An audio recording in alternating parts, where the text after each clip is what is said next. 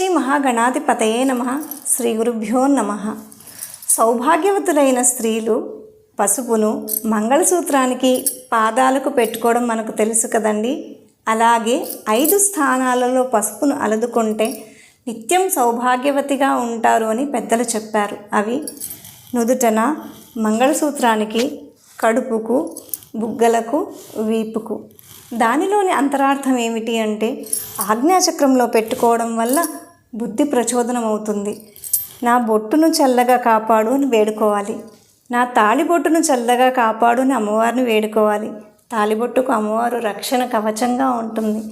నా బిడ్డలను చల్లగా కాపాడు అని కడుపుకు పెట్టుకోవాలి. పిల్లలు అక్కడి నుంచే వచ్చారు కదండి, నాభీబంధం. కాబట్టి కడుపుకు పసుపు పెట్టుకొని నా బిడ్డలను చల్లగా కాపాడు తల్లి అని వేడుకోవాలి. ఇవన్నీ జరగాలంటే మనకు మనం క్షేమంగా ఉండాలి. తరువాత నన్ను చల్లగా కాపాడు అని బుగ్గలకు పెట్టుకోవాలి.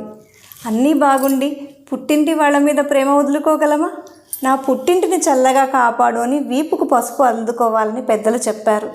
దీనివల్ల భర్త, పిల్లలు, పుట్టింటి వాళ్ళు మాత్రమే కాదు, మనకు కూడా రక్షణ కవచంగా అమ్మవారు ఉంటుంది.